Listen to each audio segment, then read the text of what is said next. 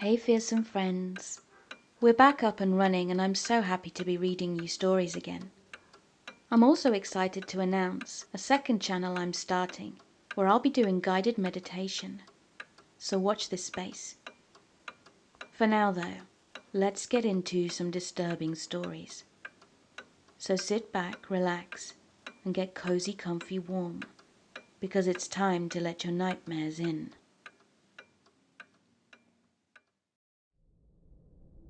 This was a couple of years ago now, and I think I was 19 at the time. I was a cashier in a small grocery store, and I was working the night shift. It was late, about 30 minutes until we closed, and there were 3 other employees working besides me. I was alone on the front end register when a young guy came in and bought some produce. He was the only customer in the store, and I had no clue where my co-workers were. He proceeded to hang around my register, eating some of his produce whilst he made small talk with me. And at first I thought he was kind of funny. Weird, but funny. Then he asked me if I had social media. I said no, because I wasn't about to give out my contact info to him. When he suddenly asked, "Why are you lying?"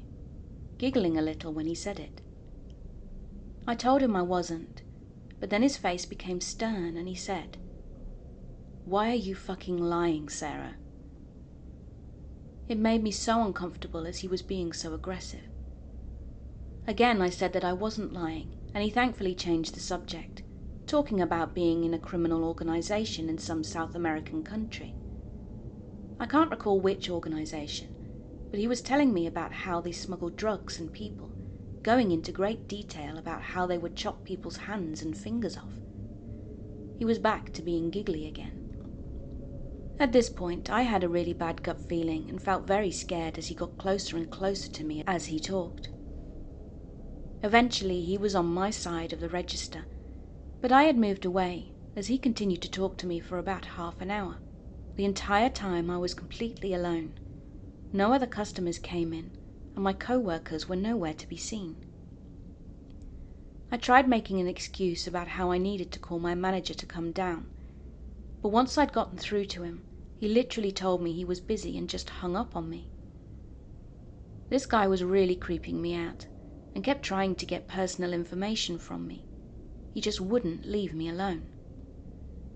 I was so afraid to say anything that would make him aware of how uncomfortable I was, because I didn't know what his intentions were or how he would have reacted, as he was clearly unstable. Finally, after what felt like forever, my manager came down to close the store, and I bolted up the stairs, sobbing as I went.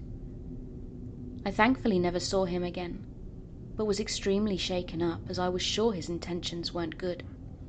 The way he was trying to corner me, pry for information, and weirdly gloat about violent crime he was involved in was very disturbing indeed.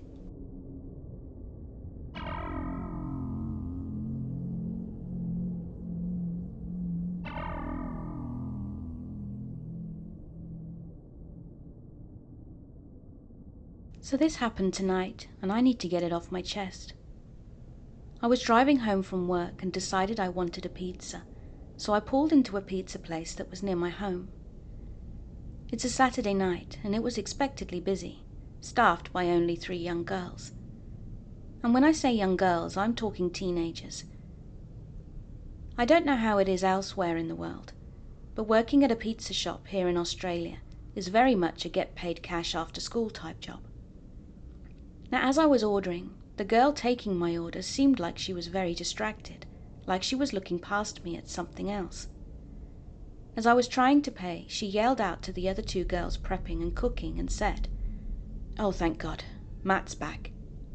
As she said that, a delivery boy walked into the store, did a 180-degree turn, took more pizzas, and then left again. I then paid and turned to sit and wait, and that's when I saw what the girl had been looking at behind me. Standing next to the entrance, peering through the shop face window, was a terrifying-looking man.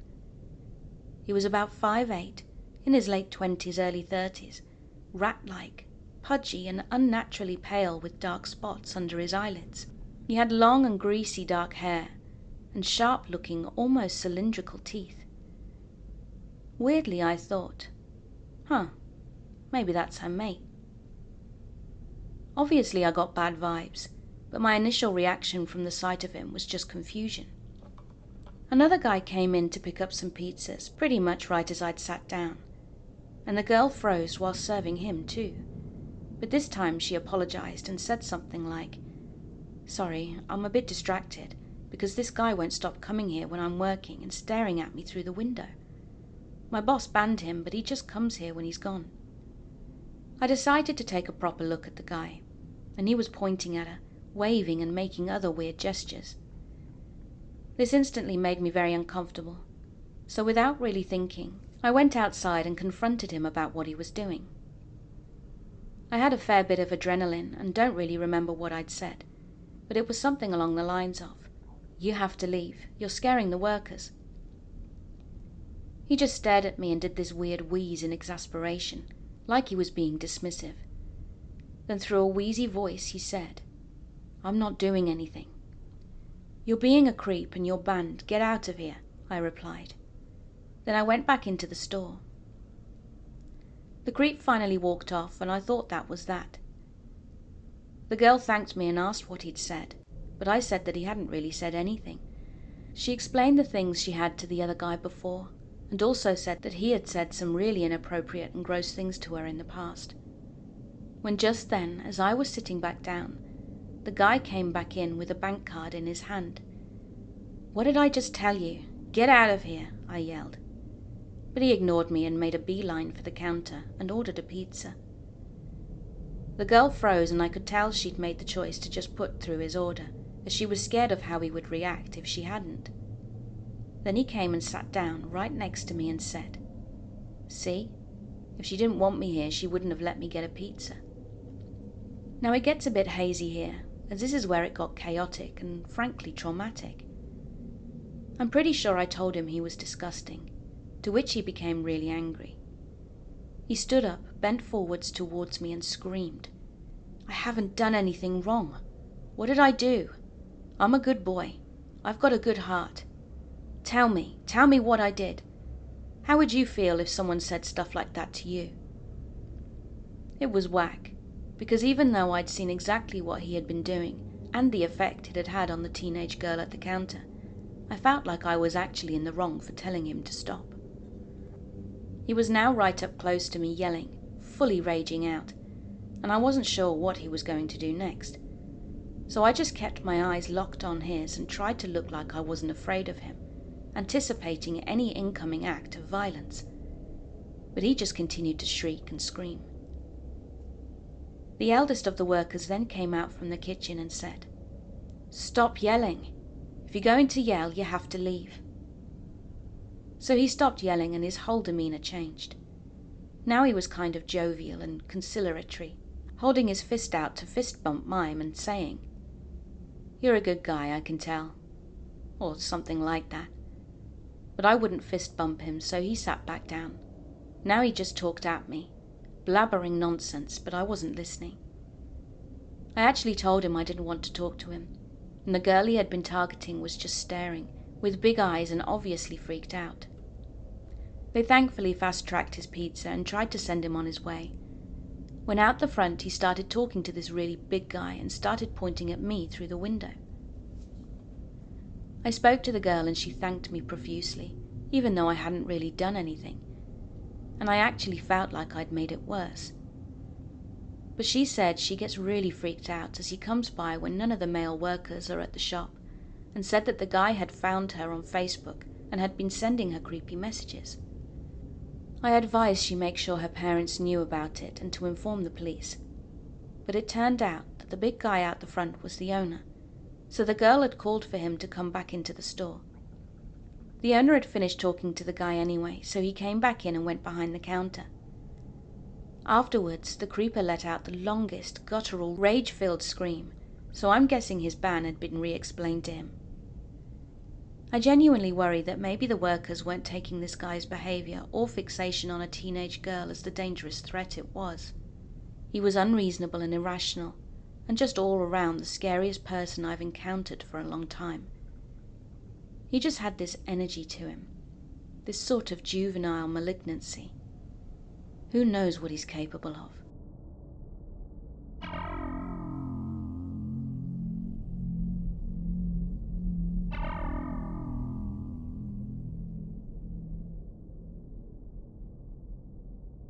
Now for context, I live in a very rural area in the midwestern part of the United States, which is about 20 minutes away from the nearest town and about 6 minutes from the nearest township. For those of you who have lived in the sticks, you know as well as I do that creepy sounds and sightings that make you second guess what you saw are commonplace, especially if you spend any amount of time outdoors at night. It was 3:30 on a Saturday morning, and I was driving home alone from a party. I was on a small, dark country road that led out of the nearest township to my house, where there are also 2 cemeteries, the old cemetery and the one that they still actively plant people in. Now these cemeteries are on either side of the road and are about 200 feet from each other, roughly 61 meters. I had just passed the second cemetery, and I had just taken a curve into a part of the forest that was especially dense. No moonlight penetrated the canopy of the trees that covered across the road, so I slowed down in case a deer decided to jump out in front of me, which was a frequent occurrence in that area. And that's when I saw it. There was a large, dark mass in the middle of the road. At first I thought perhaps it was a tree limb or a dog of some sort, but as my headlights illuminated the creature, I knew all too well that this was abnormal at best. Because there, standing in the road, was a large black bird, the size of a vulture or eagle. However, it had no head. Now, as an educated hillbilly, I know fully well that when a bird roosts, it tucks its head under its wings in many cases, and that could fully explain what I was seeing. But that is what logic and reason would tell you. However, I have never known a bird to roost on the ground, let alone in the middle of a road. I stopped my Jeep about 10 yards from the bird with my headlights illuminating it, and I sat and pondered the situation for a moment, honking to see if it would startle the bird into flying away, but it didn't stir. I sat for a moment longer, and this horrible sense of dread filled my soul. I then decided to drive carefully around the sleeping bird, stopped, rolled down my window and shone a light down on it to get a better look. Instead of finding a tucked head, I was looking down the bloody gullet of a decapitated being, and from there, I must admit, my terror was real, and I made haste in leaving this unsavory omen behind. The next morning, the bird was gone without a trace.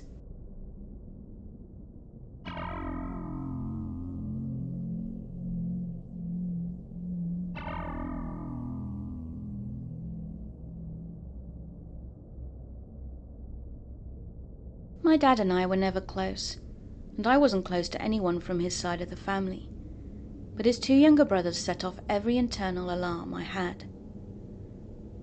Uncle 1, it turned out, was molesting his stepdaughter, who he'd raised since she was an infant, and Uncle 2 is who this post is about. I'll call D. Now I have several siblings, and we have many cousins living in our small town, and they all think D is the best, as he's supposedly lots of fun to be around. But I'd never warmed to him. I didn't trust him, and he had a creepy vibe. So I kept my distance, and my mum never made me hug or have physical contact with anyone I was wary of. Dee lived next door to Grandma and seemed to have some kind of illness. I was staying with Grandma one day, and she was making food for Dee because he was sick. So she fixed him a plate, then told me to take it to him. I wasn't happy about it, but I knew better than to disobey. So I took the food next door to him, let myself in through the door, and he yelled out for me to take it over to him. I walked into his bedroom and set the plate on the unit at the foot of the bed, when Dee said that he couldn't reach it where it was, so I was to put it on the nightstand next to him. I took it over and set it down, when just then Dee grabbed my wrist. I immediately panicked and pulled away, trying to get loose of his grip, but he was pulling me towards him, so I braced my foot against the nightstand trying to resist, and told him to let me go. "I just want to talk to you," he said. I asked him again to let me go, and I was ready to leave that hand behind if necessary. But thankfully he finally let go, and I bolted out of the house. I didn't tell my grandma about it, but later that evening told my cousin, and she said I was being stupid.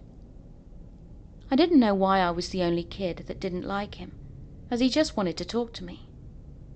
I should feel terrible about thinking he was trying to pull me into his bed, but I didn't mention it to anyone else, and began to question if I was wrong or had overreacted. I felt guilty for a long time, but still stayed away from him. As I've gotten older and I look back, I ultimately think that my reaction was the right one. What adult tries to get a kid to warm up to them by grabbing them and pulling them towards a bed? What adult continues to do this when they can see the child is terrified? You get a child to warm up to you by terrifying them? No. Adults with good intentions don't do these things. We were obedient children, and if he would have said, "Wait, I want to talk to you," I would have obeyed him. Dee passed away several years ago, and there were rumors about inappropriate behavior with young girls, but they were nothing more than rumors. But I still believe I read the situation right.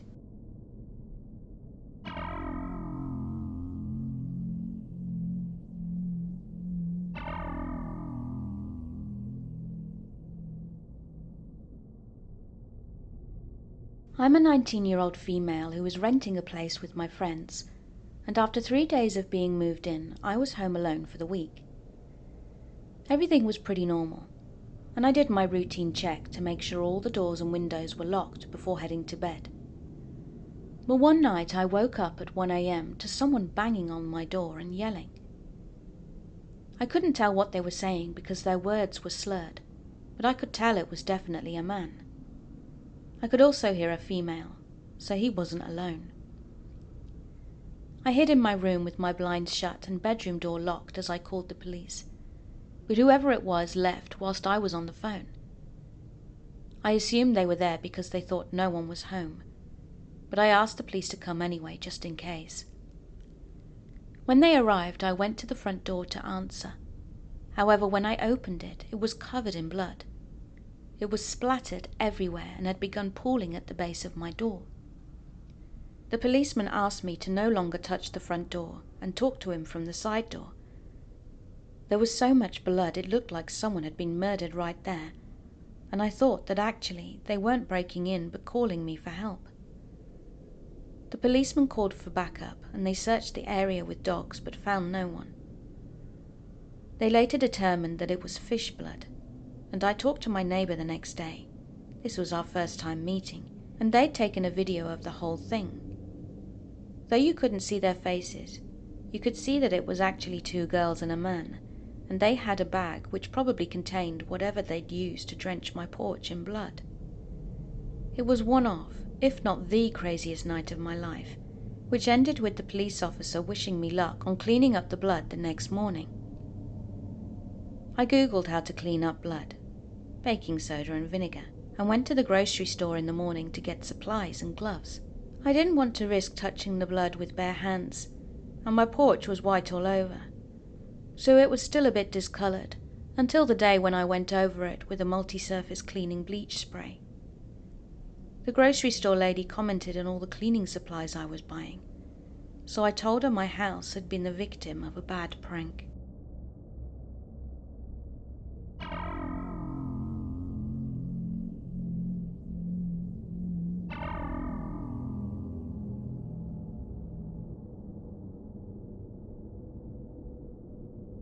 I was just an 8-year-old girl when I told my dad that I saw Mum naked wrestling with a man. She swore up and down that she'd never cheated on him, but Dad didn't believe her. 2 years after the dust had settled from the messy divorce, my mum started seeing a new guy she'd met in AA. She introduced me to him, but I already recognized him. He was the guy who I'd seen sleeping with my mum when I was 8, but they wouldn't have sex for the first time until 5 years later on their wedding night. Mum was a good woman, However, it was around that time that I realized that I could see things before they were going to happen. I'll answer some of the questions you probably have now. No, I don't have the winning lottery numbers. No, I don't get to choose what future I see. And no, it's not easy to change the future once I have a vision about it.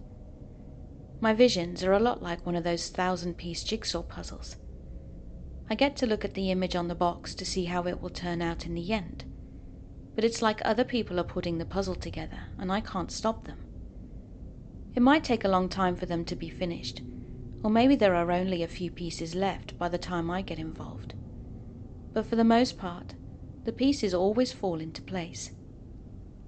I can try to remove certain pieces, or rearrange them, or force the wrong pieces together, and sometimes I do end up changing the future for the better. Other times, though, all I ever accomplish is making the final result sloppy, and sometimes nothing changes no matter what I do. One day when I was in high school, I had a vision of a close friend dying in a car crash. I went to the party where I knew he would get too drunk to drive, but try anyway, and I stole his keys. But he decided to take his girlfriend's car instead, along with his girlfriend too. My original vision saw him dying shortly after running off the road, but as I'd intervened, he instead T-boned a minivan at 90 miles per hour, killing himself, his girlfriend, and the father of 4 in the other car. Like I said, sometimes when I try to change what is already supposed to happen, it ends up coming out a lot worse. So because of that, I usually try to not intervene. But there are just some things that I just can't let play out, no matter what else may happen.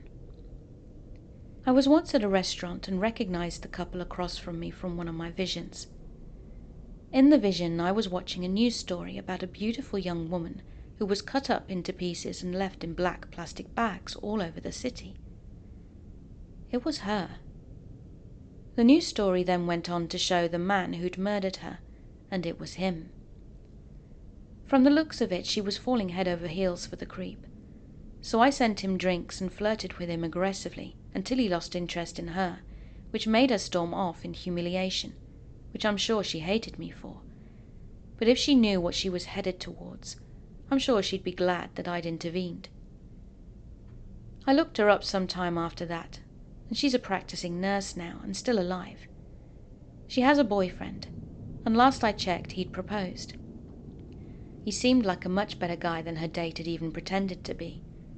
And speaking of that monster, I never saw him in the news, which means hopefully that he hasn't killed anyone, or he just hasn't been caught. I hope I never get to find out either, though.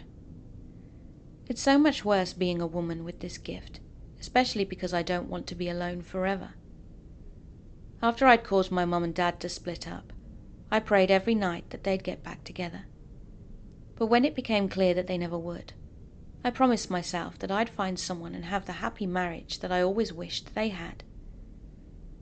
Being able to sometimes see how a date is going to end before it even starts, though, has destroyed all my trust in men, and it's already hard to trust them. There are times that I feel like I'm almost ready to get back into the dating scene, only to have a horrifying vision showing how putting my trust in a stranger plays out. I know that every guy isn't like that, but too many of them are, and I don't get to see the future of every date I go on, just a few of them. So the best I can do is avoid the truly awful men who attack me in my visions. My visions have only saved me from some evil men, though. Not all. I won't need to worry about other men anymore, because I know who I will end up marrying. I've had a vision of a moment we share together. In it, he's wearing my father's wedding ring that I will give to him when I propose. Most guys are put off by a woman proposing, but not him. He has curly, dirty blonde hair, and his light blue eyes are full of tears as he kneels on my chest and covers my face with a pillow and holds it there until I eventually stop moving. Seeing a vision of my own death never gets any easier to process, no matter how many times I've seen it happen. I often think about all the ways I could die, just like everybody else does, but it's so much worse when you're shown the completed puzzle like that. especially when you don't know how many pieces are left before it becomes a reality. But there's one thing in this vision that makes it stand out from any other I've had before. Any other time I've had a vision of my own murder, my face always looks the same when I finally die. It's unmistakable. Even after the shock or fear or confusion or pleading, I always die with this regretful look on my face. But not in that vision. Right before the man with the dirty blonde hair lays the pillow on my face, I look peaceful. I look ready. I look happy. I look like I know what is going to happen. Like a woman with no regrets. A woman who feels safe and listened to and has been loved for years and years. I look like I finally understand something that could never be explained. I keep thinking about the way that I looked in that vision. In my entire 32 years of life, I have never felt anything close to what I have seen I could feel in my last moments alive. I never thought I would ever get to be happy. I've only ever imagined a deep, deep misery at the end of the line for me, as hopeless as it was lonely. I have spent my life convincing myself that my death would only be as painful and terrible as my life has always been, and I saw no way out, and I've tried to take my own way out, multiple times. I want to feel the way that I felt in that vision, and I know it's possible. No, it's guaranteed. All I have to do is accept it and not try to change the future that I've already seen. I can get all the things that I want in life. I just have to die. I want to be clear. I am terrified of dying, but I am more terrified of living a life that never gets to experience that one fleeting moment of happiness. I'd rather risk dying happy than survive being unhappy. I don't know if you'd understand unless you'd live my life. I don't know if anyone could. I've found the dirty blonde man in my vision. I've been dating him for a year now. He's so funny and kind, and he makes me feel so heard and supported. We've had ups and downs, but we always come back together to talk things out. I love him. I know he's the one. I'm actually going to propose to him as soon as I'm done writing this. I'm going to offer him my dad's wedding band, of course. I'm pretty sure he's going to say yes. I'm both looking forward to it and dreading it at the same time.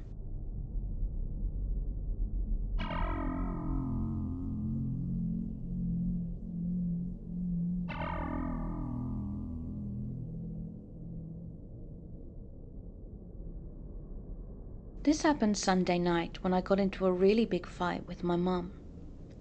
It was emotional and tense, to say the least, but we made up and said goodnight to each other, though secretly I was still really pissed off.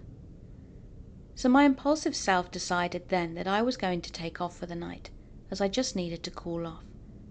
So I went into my backyard, hopped over one of our walls and started to walk around. It was midnight, and I'm a teenage girl that's on the skinny side, and I was walking around in a not so well lit area. I didn't have a phone in case anything happened, and I had no weapon for self-protection. Now, to explain a bit of the layout in my story. Down the street from my house there's a church and a preschool opposite, and in front of the preschool there are large, tall hedges that slightly hide the pick-up and drop-off that's in front of the school. There's a stop sign on the church's corner before the busy main road, and a street lamp on the same corner. So I made my way down to the corner on the church's side. I was really bored and cold, but it wasn't like I could call a friend to pick me up and hang out for the night. So I decided to face the main road and put out a hitchhiker's thumb in hopes of someone pulling into the street and letting me use their phone to call a friend.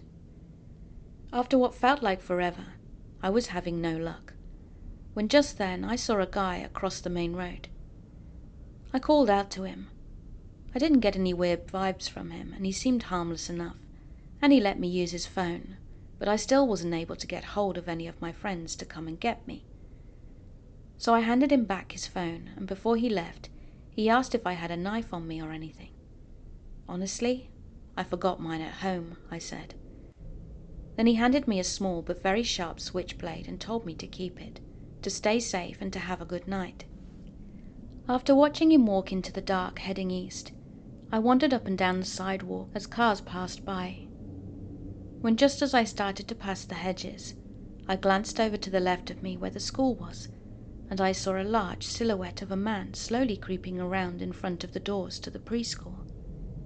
He was tall and looked like he was strong with broad shoulders, and it took me a split second to realize that he'd stopped and seen me too. I went into flight mode and immediately noped the hell out of there, running across the busy street whilst it was thankfully empty, then kept sprinting until I was 5 streets down. I realized then that he wasn't following me, and about 30 minutes had gone by when I decided it was time I made my way home. I eventually crossed the street and was facing the made road walking down to the church, taking a left to get home, and it was silent. No cars had gone by for a few minutes by that point, when just then I heard a car speeding down the road. I turned my head back to see it was a large white Suburban, but I dismissed it as it turned right a few streets down across the road. As I started to turn the corner under the street lamp, I looked back up again and saw it was starting to come out of the same road it had just turned into. Now I'm not sure why or how my gut was telling me to run, but I did, and I ran into the parking lot of the church. I began to see headlights turn into the street, so I threw myself onto the ground behind a ramp wall that was barely tall enough to hide me, and next thing I knew I was about to cry because of how freaked out I was. I tried to stay silent at the time, as I watched the Suburban's headlights reflecting off the walls of the building as it pulled into the parking lot. It had made a few laps from what I could sneak a peek of, then it stopped in the middle for a couple of minutes before turning out and driving into the main road. I waited it out a bit longer and pulled the knife out as I listened for anything and everything, and once I realized I was probably in the clear, I ran straight back home.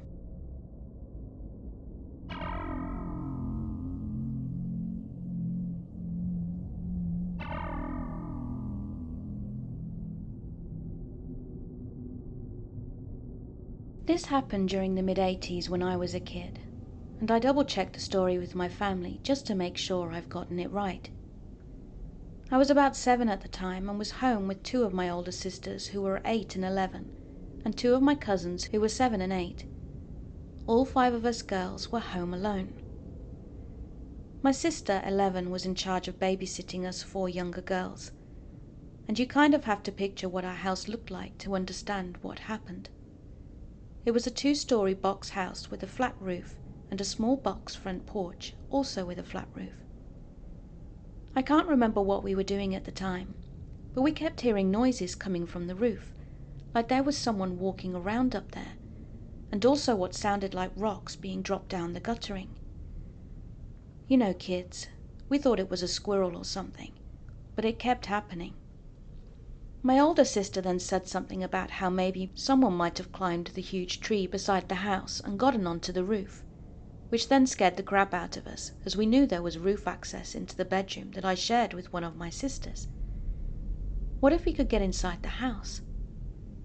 My eldest sister then told my other sister and one of our cousins to walk across the street to the corner store, which was across an empty gravel parking lot.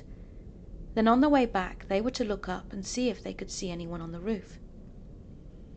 So the girls, both about 8 years old, walked halfway across the parking lot, and being curious kids turned around, looked up, and sure enough saw a guy in one of those 80s style cropped football jerseys. Think Johnny Depp in A Nightmare on Elm Street. And he was crouched down on the roof.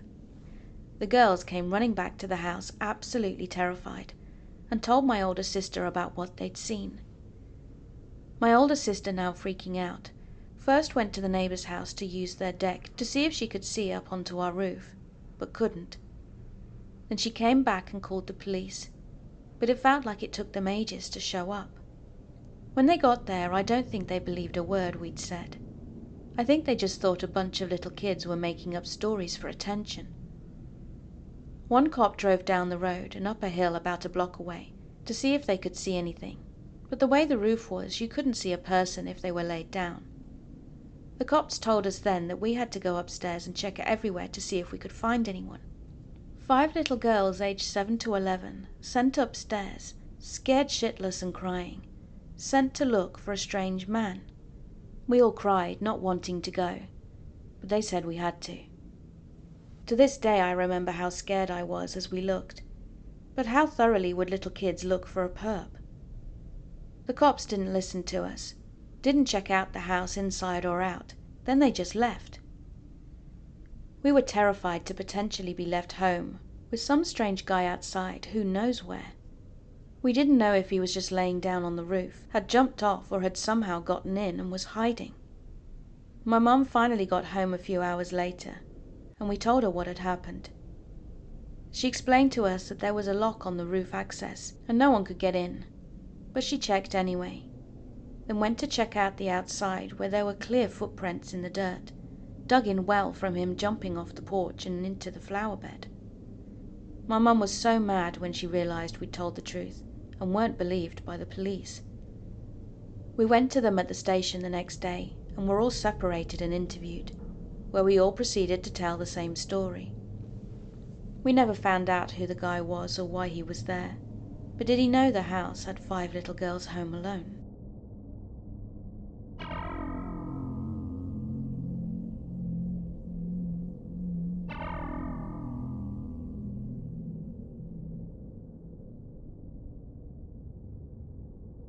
This happened just yesterday on the bus, and for a bit of context, I'm a college student and a woman who is on the smaller side.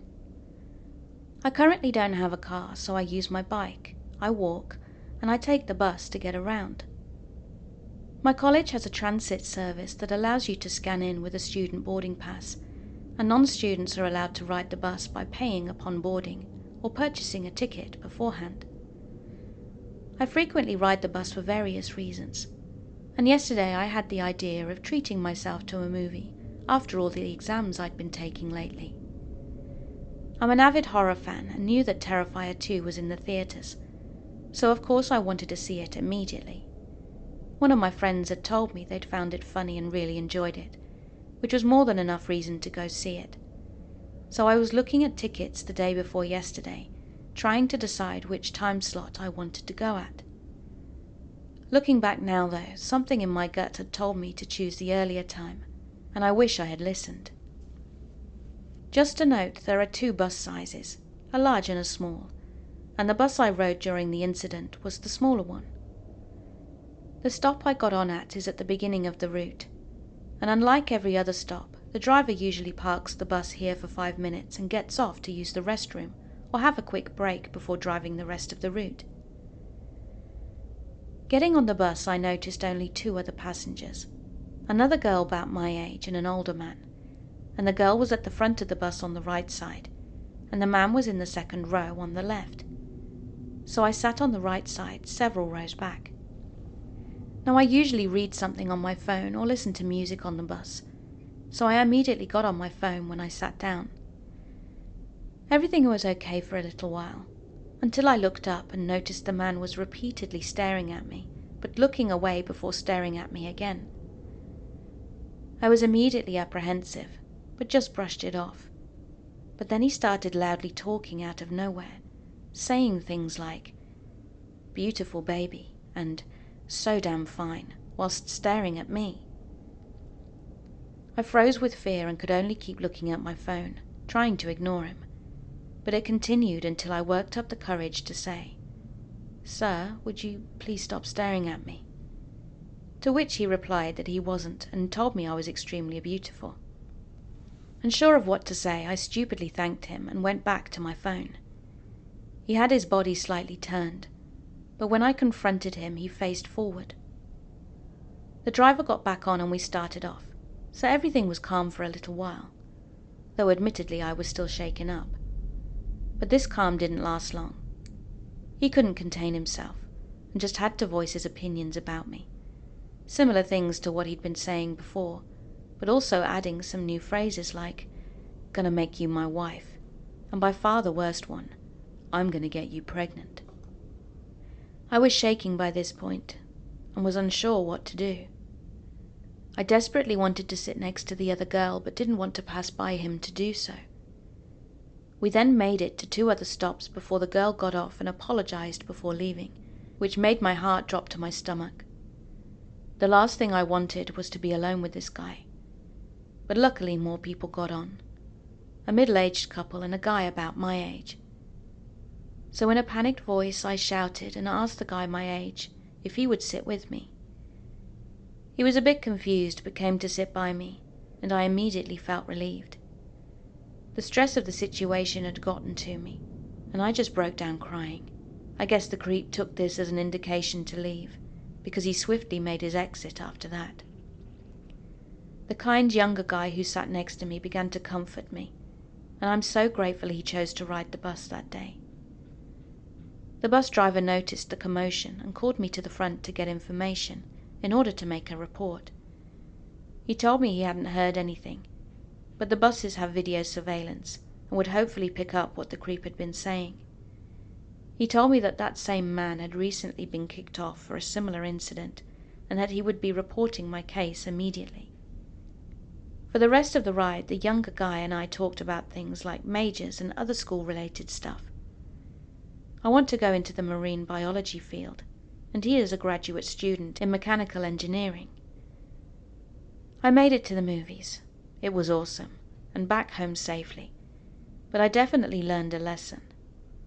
My boyfriend is going to help me look into some self-defense items, and he taught me a few fighting tactics.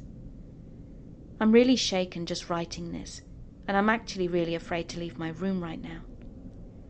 Sometimes it's easy to forget that creepy encounters with weirdos can happen at any time. They aren't just stories on the internet.